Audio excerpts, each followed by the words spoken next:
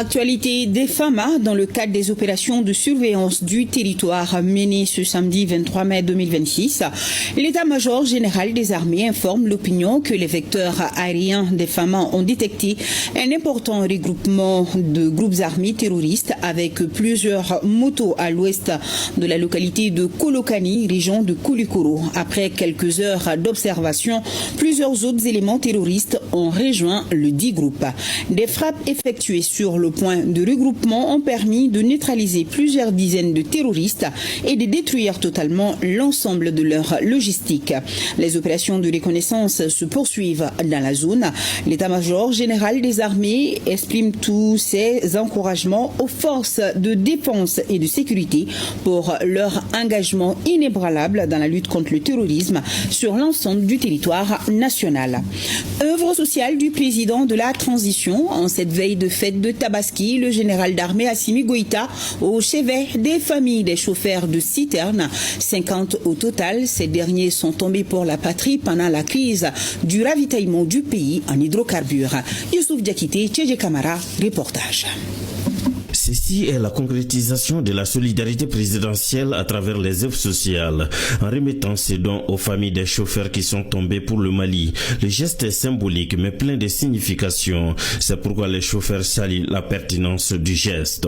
Je commencerai d'abord par remercier le président de la République et tous les membres du gouvernement à travers le ministère des Transports et le ministère du Commerce pour ces gestes combien vraiment nobles à l'endroit de la famille de chauffeurs décédés, si je peux dire, sur le théâtre des opérations. Parce qu'aujourd'hui, conduire un camion sur nos corridors, ce n'est pas chose facile. Ce geste nous va droit au cœur. Aujourd'hui, j'ai vu vraiment des choses qui m'ont vraiment touché. C'est-à-dire que la famille de chauffeurs décédés. Pensez à eux à la veille de la fête de Tabaski, qui est une grande fête des musulmans. Cela est une très bonne chose. Nous remercions pour avoir pensé à nos braves chauffeurs qui ont donné leur vie, c'est-à-dire qui sont partis jusqu'au sacrifice ultime pour que notre pays, le Mali, soit approvisionné en denrées de première nécessité. C'est le lieu de les remercier et de rendre un vibrant hommage à toutes les victimes, tous ceux qui ont perdu la vie sur nos routes. Et nous encourageons encore les chauffeurs à ne pas se décourager, à prendre tout ce que le président de la transition est en train de faire, de fournir comme effort, de prendre ça en bien et de continuer à soutenir, à approvisionner le pays. Le président de la transition, selon son conseil spécial, reste déterminé et engagé aux côtés de toutes les couches socio-professionnelles du Mali. Aujourd'hui, nous sommes avec les veuves, les chauffeurs et les blessés. Les chauffeurs sont nos soldats de la route. Le président de la transition a voulu apporter en cette veille de fête de Tabaski, il a apporté sa solidarité en leur donnant des kits alimentaires composés de riz, d'huile et d'un bélier. Tout ça, c'est pour leur dire que toute la nation, à travers le président de la transition, ne les oubliera jamais. Et chaque fois qu'il y a une occasion à pouvoir apporter sa solidarité et son engagement pour le pays, il l'apportera. Et remercier ces chauffeurs aussi, ceux qui sont tombés, leur dire que Allah Kahinoula, et puis surtout ceux qui sont en train d'approvisionner le pays en denrées de première nécessité, les remercier et les encourager. Ceci, faut-il le rappeler, s'inscrit parfaitement au chapitre de la solidarité présidentielle, un pilier cher aux autorités de la transition. 5e édition de la cérémonie d'hommage aux sociétaires du Bureau malien du droit d'auteur, des moutons offerts aux créateurs d'œuvres littéraires et artistiques pour la fête de Tabaski. La structure a aussi remis des attestations et trophées, nous informe Mariam Koulibaly.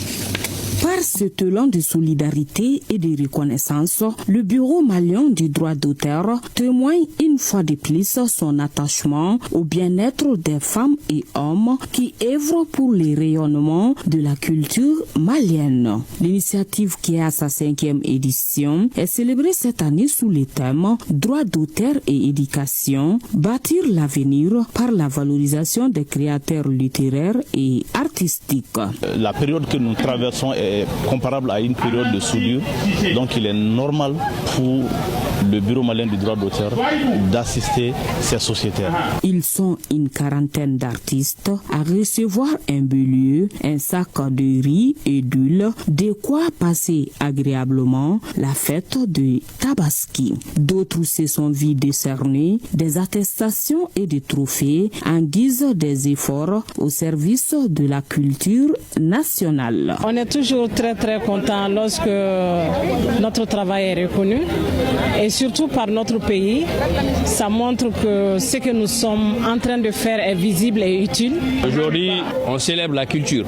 On célèbre la culture à travers la solidarité, à travers des gestes de solidarité et aussi à travers des gestes de reconnaissance. Je souhaite que cette activité soit vraiment pérennisée, qu'on puisse davantage célébrer les acteurs culturels. Le ministre en charge de la culture réaffirme l'engagement du gouvernement avec l'adoption récente d'une ordonnance fixant le régime de la propriété littéraire. Une nouvelle loi qui va consacrer vos droits, qui va vous protéger davantage, qui va valoriser votre rémunération, qui va faire encore que vous allez avoir des retraites plus prolongées, mais surtout qui va faire en sorte que vos ayants droit puissent bénéficier des fruits de votre œuvre.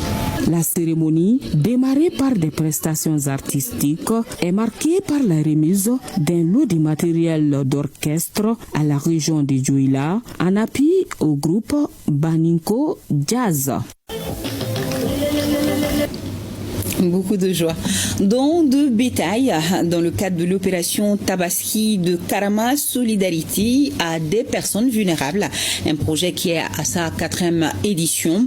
Et depuis 2023, le projet bénéficie à des centaines de familles défavorisées pendant les principales fêtes religieuses. Aminata Maïga. Depuis son installation au Mali, Karama Solidarity intervient régulièrement lors des grandes fêtes religieuses, à travers des actions sociales et humanitaires.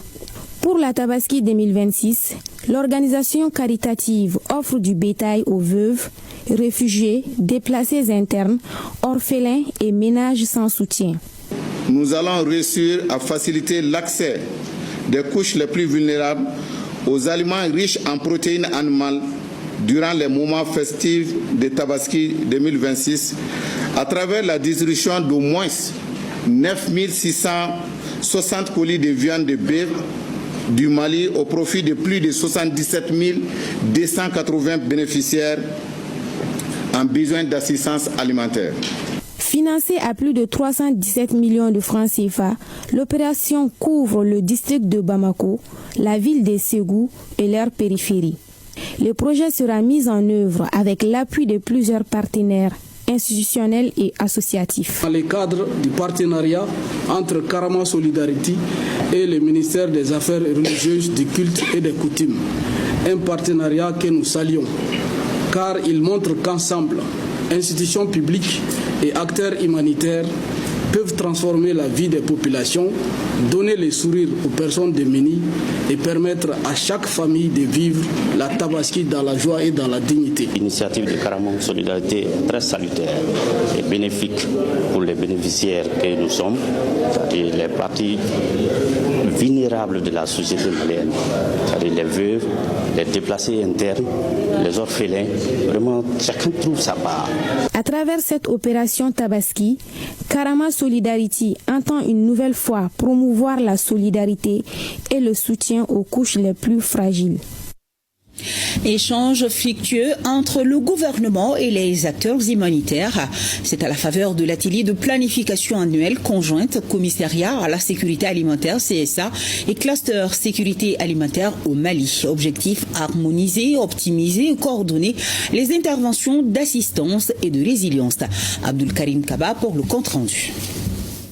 Utiliser les données du cadre harmonisé pour définir les zones prioritaires et le nombre de personnes vulnérables à assister, éviter les duplications d'aide entre les distributions de l'État et celles des ONG, tel est l'objectif de cet atelier de planification annuelle conjoint.